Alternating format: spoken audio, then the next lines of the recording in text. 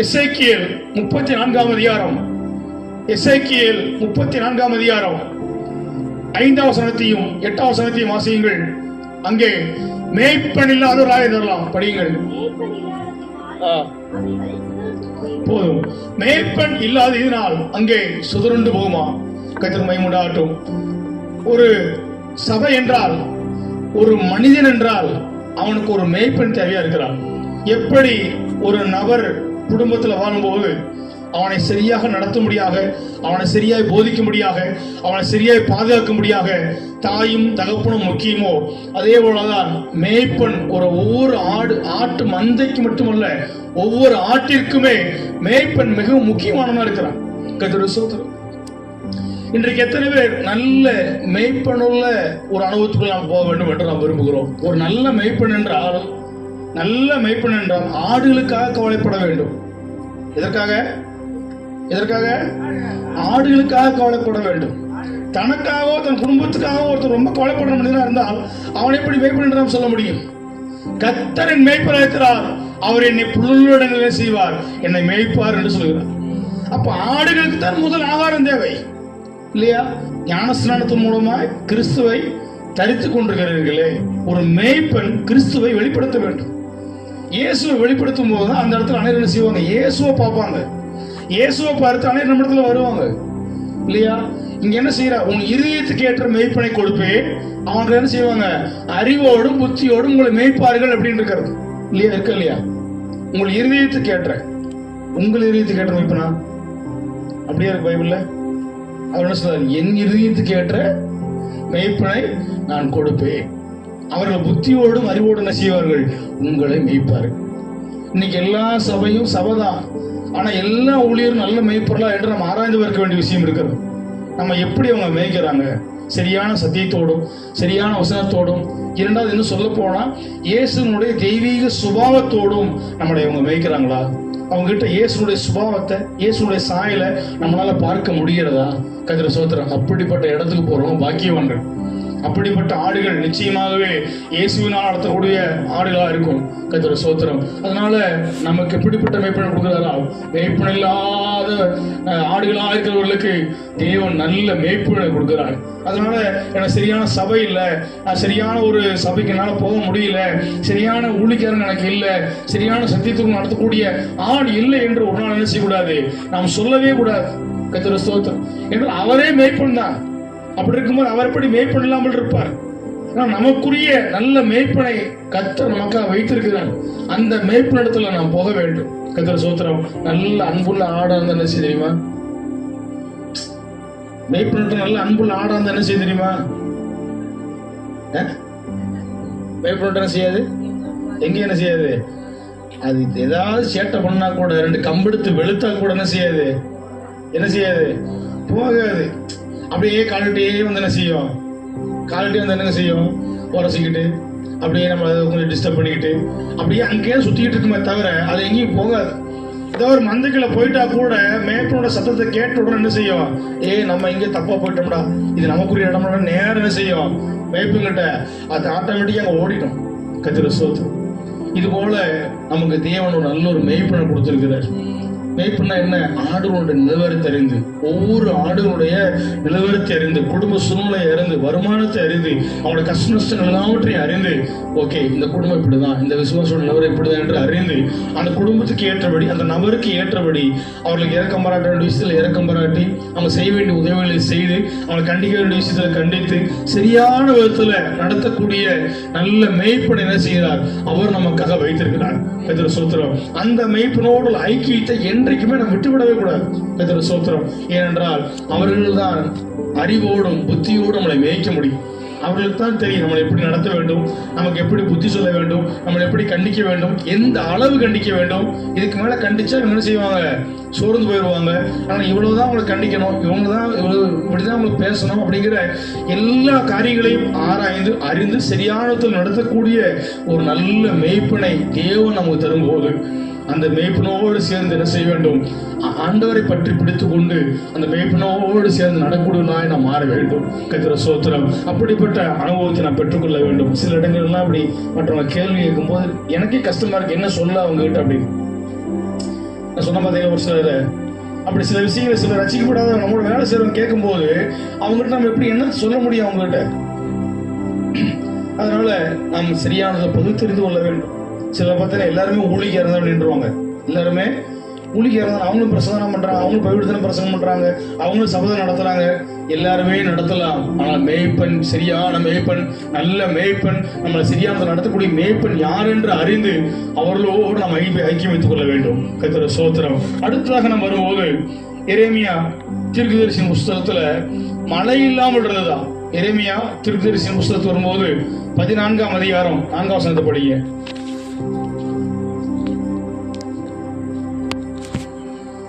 எரேமியா 14:4.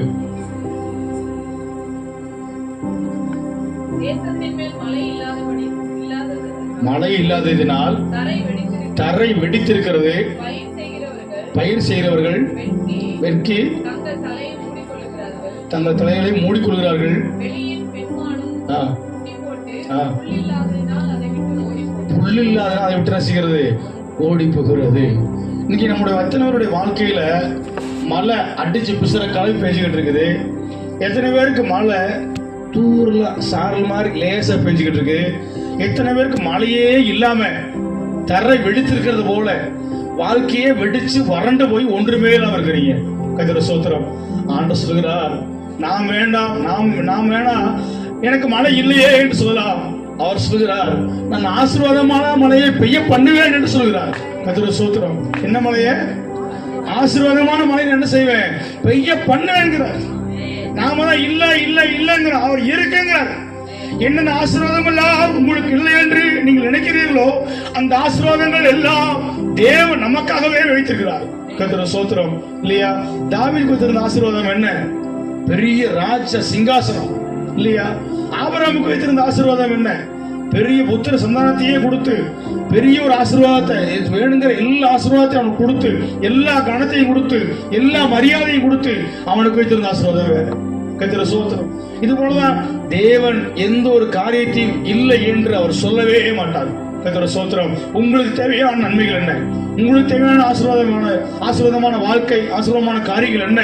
ஆண்டவரே, எனக்கு இது இல்லாமல் இருக்கிறது. இன்றைக்கு ஆண்டவர்கிட்ட கேளுங்க. இன்றைக்கு எனக்கு இந்த மழை என் வாழ்க்கையில, என் குடும்பத்தில் எனக்கு பெய்தே ஆக வேண்டும் என்று கேளுங்கள். நிச்சயம் பெய்யும். கர்த்தருடைய ஸ்தோத்திரம். ஆண்டவர் சொல்றாரு, இங்க பாருங்க, வானத்தை பிளந்து மழை கொட்டுவது போல நான் ஆசீர்வாதத்தை வரிசைக்க பண்ண மாட்டேனோ என்று சொல்கிறார். கர்த்தருடைய ஸ்தோத்திரம்.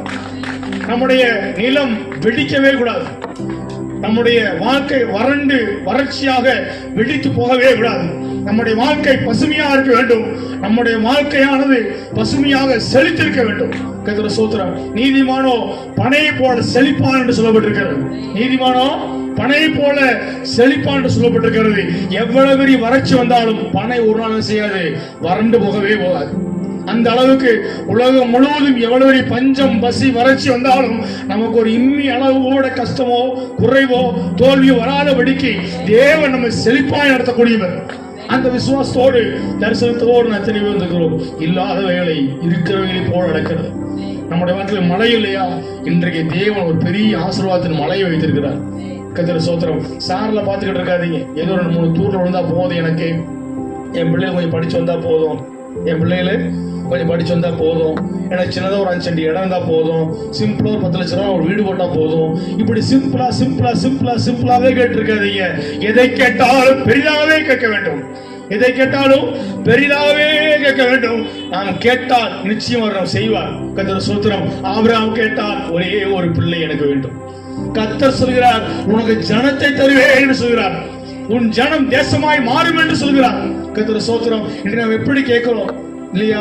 ஆபிரகாம் விதைத்தது ஒன்று, ஈசாக்கு விதைத்தது ஒன்று, கர்த்தர் அவனை ஆசீர்வதித்தது 100 மடங்காக. இதனால நாம் சிறிதாக எளிதாக எதற்கு இருந்த போதும் என்று நினைக்கவே கூடாது.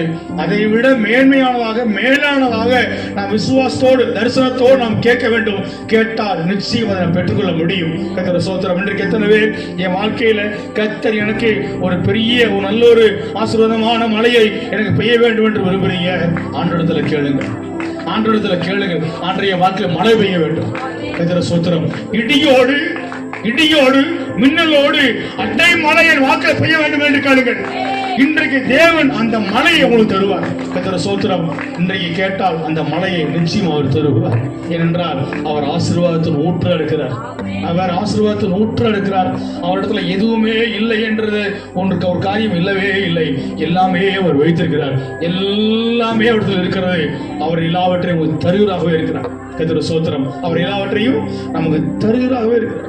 நீங்க எத்தனை பேர் ஆண்டவரிடத்துல கேட்கறீங்க, எனக்கு இந்த ஆசீர்வாதம் வேணும், என் மகளுக்கு ஒரு 5 பவுன் நகை இருந்தா போதுமே, இல்லையா என் மகளுக்கு ஒரு 5 பவுன் 50 பவுன் கேளுங்களேன், 50 பவுன் கேளுங்களேன், ஏன் ஆண்டவர் தரமாட்டாரா? இல்லையா? சின்ன தூரலை அனுப்புகிற அதே ஆண்டவர் ஏன் பெருமலை அனுப்ப முடியாது? யோசித்து பாருங்கள். சிறு துளியை அனுப்புகிறவர் பெரிய வெள்ளத்தையே அனுப்ப முடியாது. அந்த விசுவாசத்தோடு கேளுங்கள், பெரிய வெள்ளத்தையே தேவன் தருவார். பெரிய ஒரு பிரகாசமுள்ள வாழ்க்கையே தேவன் தருவார். அப்படிப்பட்டவர் தான் நம்முடைய தேவனா இருக்கிறார். அதனால எனக்கு இது இல்லை அப்படிங்கிறதான எண்ணம் நம் சிந்தையில் கூட வரக்கூடாது. எனக்காக எல்லாமே இருக்கிறது. எனக்காக எல்லாமே தேவன் வைத்திருக்கிறார். எனக்காக நிச்சயம் அவர் எனக்கு தருவார். அதை நான் பெற்றுக்கொள்வேன். நிச்சயம் எனக்கு தேவன் தருவார். எனக்காகவே அதை வைத்திருக்கிறார். நான் அதை பெற்றுக்கொள்வேன் என்று நீங்கள் அறிக்கையிட்டு ஒவ்வொரு நாளும் ஒவ்வொரு காரியத்தையும் குறித்து அறிக்கையிட்டு கொண்டே நீங்கள் இருந்தால் அந்த அறிக்கை நிச்சயமாக செயலாக மாறும். செயல் வடிவமாக மாறும். காட்சியாக மட்டுமல்ல, நமக்கு முன்பாக இதோ ஒரு சாட்சியாக தேவனை நிறுத்துவார். இன்றைக்கு எத்தனை பேர் அப்படிப்பட்ட அறிக்கையோடு கடந்து போக விரும்புறீங்க? தேவன் எனக்கு ஒரு பெரிய மலை வைத்திருக்கிறது. அந்த அட்டை மலையில நனைய போகிறேன். என் குடும்பமே நனைய போகிறது. அந்த மலையில நாங்கள் நனைகிறதை பார்த்து ஊரார் எல்லாரும் வாய் மூடி மெச்சி பேசக்கூடிய அளவுக்கு தேவன் பெரிய ஆசீர்வாதமான மலையை என் மேல் பெய்ய பண்ணுவார் என்கிற நம்பிக்கையோடு இருந்தால் இன்றைக்கு அந்த மலையை தேவன் நிச்சயம் பெய்ய பண்ணுவார். அந்த வசனத்தில் கடைசியில் சொல்லப்பட்டிருக்கிறது, பெண்மானுக்கு புல்லான ஆகாரம் இல்லையா? கர்த்தர் ஸ்தோத்திரம். புல்லான ஆகாரம் இல்லையா? இல்லையா? தேவன் நம்மளை எப்படி மாற்றுவார் தெரியுமா? அந்த ஆசீர்வாதமான மழை பெய்யும் போது புசித்து குடித்து திருப்தியா இருக்கிற அளவுக்கு, இல்லையா? புசித்து குடித்து திருப்தியா இருக்கிற அளவுக்கு தேவன் பெருக பண்ணுவார். கர்த்தர் ஸ்தோத்திரம். இன்னும் சொல்ல போனால் நீதிமொழியில் சொல்லப்பட்டிருக்கிறது, அவன் தன் ஆகாரத்திலிருந்து எளியவர்கள் கொடுப்பான் என்று சொல்லப்பட்டிருக்கிறது. இல்லையா? நம்மை மாத்திரம் திருப்தியா நடத்தக்கூடியவர் அல்ல, நாம் இன்னும் அநேகருக்கு தரக்கூடிய அளவுக்கு தேவன் அதை பெருக பண்ணுவார். கர்த்தர் ஸ்தோத்திரம். ஒரு பெரிய மழை பெஞ்சுன்னு வைங்களேன், அட்டை மழை நிக்காம பெஞ்சுன்னு வைங்களேன், 6 குளம் ஏரி எல்லாம் நிரம்பி வலிஞ்சு ஓடிட்டே இருக்கு. 6 குளம் என்ன செய்யும்? நிரம்பி வலிஞ்சு ஓடிட்டே இருக்கு. அணைய போல திறந்து விட்டுருவாங்க. அனைவரும் என்ன செய்வாங்க? திறந்து விட்டுருவாங்க. அந்த அளவுக்கு தேவன் நம்முடைய வாழ்க்கையில ஒரு பெரிய மலையை தருவாரே. ஆனால் நம்மிடத்திலிருந்து அந்த ஆசீர்வாதம் பெருகக்கூடிய இந்த ஆசீர்வாதமானது நமக்கு மட்டுமல்ல, ஐயோ என் பேங்கில் வைக்க முடியல, வீட்டில் வைக்க முடியல, எங்கேயுமே வைக்க முடியல என்று நம்ம என்ன செய்வோம்? தெரிஞ்சவங்களுக்கு, நண்பர்களுக்கு, அனைவருக்கு உதவி செய்ய முடியாத எடுத்து கொடுக்கக்கூடிய அளவுக்கு தேவன் தம்முடைய மலையை, ஆசீர்வாதமான மலையை அவர் நம்ம பெரிய பண்ணக்கூடியவராக இருப்பார். கர்த்தர் ஸ்தோத்திரம். அப்படி தேவன் என் வாழ்க்கையை மாற்ற வேண்டும் என்று விரும்பினால் சிறிய அளவுக்கு எதையும் கேட்காது, பெரிய அளவுக்கு ஆண்டவரிடத்தில் கேளுங்க. கர்த்தர் நிச்சயம் அதை நம்ம செய்வார். கர்த்தர் ஸ்தோத்திரம். மத்தேயு சுவிசேஷத்துக்கு வரும்போது 18ஆம் அதிகாரத்துல 25ஆம் வசனத்தை படிக்கிற நேரத்துல அங்க சொல்லப்பட்டிருக்கிறது, நல்ல ஒரு வேலை செய்யக்கூடிய, நிர்வாகம் பண்ணக்கூடிய சூழ்நிலை இல்லாமல் இருந்ததுதான். படிங்க மத்தேயு 18:25. மத்தேயு 18:25.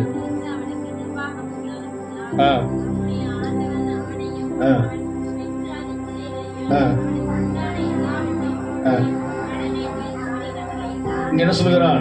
கடனை அடைப்பதற்கு அவனுக்கு நிர்வாகம் இல்லாமல் இருந்தது. கடனை அடைப்பதற்கு நிர்வாகம். என் கடனை அடைக்கிறதுக்கு எனக்கு போதிய வருமானம் இல்லை. என் கடனை அடைக்கிறதுக்கு போதுமான வருமானம் இல்லை, சரியான வேலை இல்லை, சரியா நிர்வாகம் பண்ணக்கூடிய அளவுக்கு எனக்கு எதுவுமே இல்லை அன்ற எண்ணத்தோடு இன்னைக்கு நீங்க வந்திருந்தால் இன்றைய கர்த்தர் சொல்கிறார், உனக்குண்டான நிர்வாக திறமையையும், உனக்குண்டான நல்ல வேலையையும், நல்ல சம்பளத்தையும், நல்ல சூழ்நிலையும் உனக்கு அனுகூலம் பண்ணுவேன் என்றுதான் கர்த்தர் நமக்கு வாக்கு பண்ணுகிறார். கர்த்தர் ஸ்தோத்திரம். இன்றைக்கு எத்தனை பேர் இல்லை என்கிற நிலத்தோடு வந்தோம், ஆனா போகும்போது எனக்கு எல்லாமே இருக்கிறது என்கிற சிந்தையோடு நான் போக வேண்டும். இல்லாதவைகளை இருக்கிறதை போல் அழைக்கிற தேவன். நமக்கு திறமை இல்லாமல் இருக்கலாம், நல்ல வேலைகளை செய்ய, நல்ல காரியங்களை செய்ய, வருமானத்தை இன்னும் அதிகமாக பெருக்கக்கூடிய அளவுக்கு நமக்கு ஒரு நல்ல ஞானமோ, அறிவோ, புத்தியோ, சாமர்த்தியமோ, திறமைகளோ எதுவுமே இல்லாதவராக இருக்கலாம். ஆனால் தேவனை நாம் பிடித்துக் கொள்ளும் போது, கர்த்தரை பிடித்துக் கொள்ளும் போது, அவரை அண்டிக் கொள்ளும் போது, அதற்கேற்ற ஞானத்தையும், அதற்கேற்ற திறமையும், அதற்கேற்ற நிர்வாகத்துக்குண்டான எல்லா விதமான புத்தியும் தேவன் நமக்கு தருவார், சாமர்த்தியத்தை தருவார், பலத்தை தருவார். நிச்சயம் முன்னால முடியும் என்பதை தேவன் நிரூபித்து காட்டுவார். கர்த்தர் ஸ்தோத்திரம். முடியாது என்பது முட்டாள்களின் வார்த்தையாம். முடியாது என்பது முட்டாள் வார்த்தையாம். நிச்சயம் முடியும், கர்த்தர் எனக்காக செய்வார் என்பது விசுவாசம் உள்ளவனின் வார்த்தையா இருக்கிறது.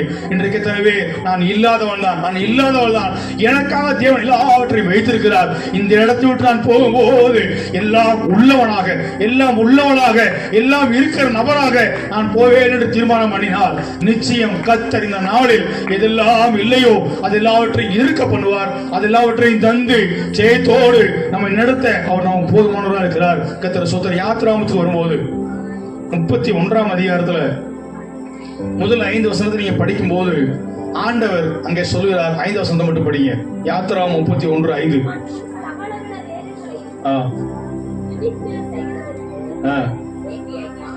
ஞானமும் புத்தியும் அறிவும் அவனுக்கு உண்டாக அவனை தேவ ஆவியினால் நிரப்பினேன். பாருங்கள், எந்த வேலையா இருந்தாலும் அதை யூகிச்சு செய்யக்கூடிய ஞானத்தையும், அறிவையும், திறமையும், புத்தியையும் அவனுக்கு நான் அருளுவேன் என்று சொல்கிறார். ஒரு மனிதனுக்கு தேவன் ஞானத்தை கொடுத்தால், அறிவை கொடுத்தால், திறமை கொடுத்தால், அவனை மிஞ்சவோ, அவனை மீறவோ எந்த மனிதனாலும் முடியாது. அவன் எவ்வளவு படிப்படுத்தினா இருந்தாலும் சரி, எவ்வளவு அனுபவம் இருந்தாலும் சரி, தேவன் கொடுக்கிற ஞானத்தையும் அறிவையும் மிஞ்சி ஒன்றையுமே செய்ய முடியாது. அந்த அளவுக்கு தேவன் தம்முடைய ஞானத்தை நமக்கு தரக்கூடியவராக இருக்கிறார். நல்ல நிர்வாகம் பண்ணக்கூடிய திறமையை தேவன் தரக்கூடியவர் இருக்கிறார். கர்த்தர் ஸ்தோத்திரம். இல்லாதவைகளை இருக்கிறவைகளை போல் அழைக்கிறவர், இழிவானவைகளை இருக்கிறவைகளை போல் அழைக்கிற தேவன் நம்முடைய தேவனா இருக்கிறார். உலகத்தில் உள்ள மற்றவைகள் வேண்டுமென்றால் திறமைகள் உள்ளவைகளையும் எல்லா காரியங்களும் இருக்கிறவைகளும் தேடி போகலாம். நம்முடைய தேவன் இல்லாதவைகளையும் இழிவானவைகளையும் இருக்கிறவைகளை போல செய்கிறார். தேவன் அழைக்கிறவராக இருக்கிறார். இன்றைக்கு எதெல்லாம் இல்லை என்கிற எண்ணத்தோடு நாம் வந்திருக்கிறோமோ, இன்றைக்கு அவைகள் எல்லாம் தேவன் அவங்களுக்கு தருகிறார். எனக்கு படிக்க ஞானம் இல்லை, என்னால படிக்க முடியல, எனக்கு படித்தால் ஞாபகத்தில் வைத்துக் கொள்ள முடியவில்லை, எனக்கு இதெல்லாம் மறந்து போய் விடுகிறது, எக்ஸாம் ஹாலில் போய் உட்கார்ந்தாலே எனக்கு ஒரு பதட்டம் வந்து விடுகிறது, பயம் வந்து விடுகிறது, படித்தெல்லாம் மறந்து விடுகிறது. இன்றைக்கு நீ ஆண்டவரிடத்தில் கேட்டால் உனக்கு ஞானத்தை தருகிறார், உனக்கு அறிவை தருகிறார், உனக்கு புத்தியை தருகிறார், சாமர்த்தியத்தை தந்து அநேருக்கு முன்பாக வெறும் 150 மார்க் எடுத்த உன்னை 500க்கு 500 எடுக்கிற அளவுக்கு, 500க்கு 1 கூட குறையாது.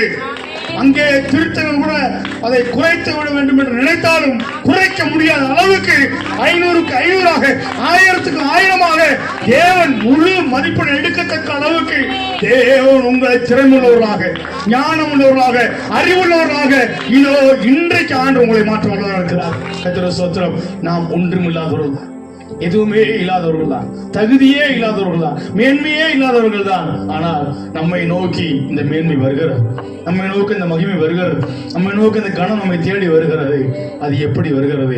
வாசியுங்கள். 2ஆம் நாளாகமம் 1ஆம் அதிகாரம் 12ஆம் வசனத்தை படிங்க. கடைசியாக 2ஆம் நாளாகமம் 1ஆம் அதிகாரம் 12ஆம் வசனம் படிங்க.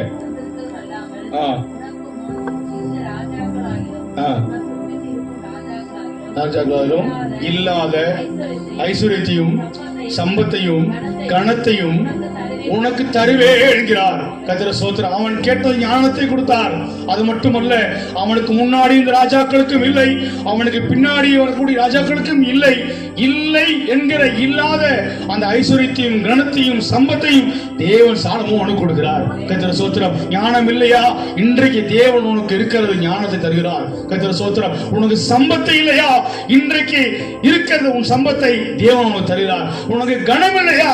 நீ போகிற இடத்துல எல்லாம் உனக்கு கனம் பண்ண முடியாத கனத்தை தேவன் வைத்திருக்கிறார், அதை உனக்கு தருகிறார். கர்த்தர் ஸ்தோத்திரம். இதோ ஒரு சகோதரி சொன்னாங்க, நம்ம அசால்ட்டா எண்ணி நம்மளை இன்சல்ட் பண்ணலாம் அப்படின்னு சொன்னாங்க. இன்சல்ட் பண்ணலாம், ஆனா அந்த இடத்துல நீ கனமானப்பட வேண்டும். உனக்கு கனம் இருக்கிறது. எந்த இடத்துல கனயீனம் பண்ணப்பட்டோமோ, எந்த இடத்துல இழிவாக நம்ம எண்ணப்பட்டோமோ, அதே இடத்துல தேவன் நமக்குரிய கனத்தை வைத்திருக்கிறார். நமக்கு இருக்கக்கூடிய ஐஸ்வர்யத்தையும் கனத்தையும் சம்பத்தையும் தேவன் நமக்கு வைத்து இருக்கிறார். அது நமக்காகவே இருக்கிறது. இல்லை என்று சொல்லாதீர்கள். எனக்கு எதுவுமே இல்லை என்று சொல்லாதீர்கள். எனக்கு அறிவு இல்லை, எனக்கு புத்தி இல்லை. உங்க பிள்ளைகளையும் உங்க பேரண்ட்ஸை கூட பிள்ளைகளும் பேரண்ட்ஸை பார்த்து சொல்லாதீங்க உனக்கு அறிவு இருக்கு, அவனுக்கு அறிவு இல்லை, உனக்கு புத்தி அவங்களுக்கு இருக்கு. அவங்களுக்கு தேவன் வைத்திருக்கிறார், உங்களுக்கும் தேவன் வைத்திருக்கிறார். யாரையும் பார்த்து அப்படி பேசுவதற்கு தேவன் அனுமதிப்பவரே அல்ல. அதான் ஆண்டவர் அழகா ஏசு சொல்கிறார், முட்டாளே என்று சொல்லுகிறவன், முட்டாளே என்று சொல்லுகிறவன் எரி நரகத்துக்கு பாத்திரவனா இருக்கிறான். உனக்கு அறிவு இருக்கா, உனக்கு புத்தி இருக்கான்னு என்ன செய்யாதீங்க. யாரையும் பார்த்து சொல்லக்கூடாது. ஃபூல் அப்படிங்கிற வார்த்தை என்ன செய்யக்கூடாது, நம்முடைய வாயில வரவே கூடாது. ஏனென்றால் தேவன் இருக்கிறவராகவே இருக்கிறார். அவரிடத்துல அறிவு இருக்கிறது, அவரிடத்துல ஞானம் இருக்கிறது, அவரிடத்துல ஆசீர்வாதம் இருக்கிறது, அவரிடத்துல ஐஸ்வர்யம் இருக்கிறது, அவரிடத்துல சம்பத்து இருக்கிறது, நமக்குரிய எல்லா கணமும் அவரிடத்துல இருக்கிறது. அதனால நாம் அவரிடத்துல கேட்டால் நிச்சயம் அவன் தருவார்.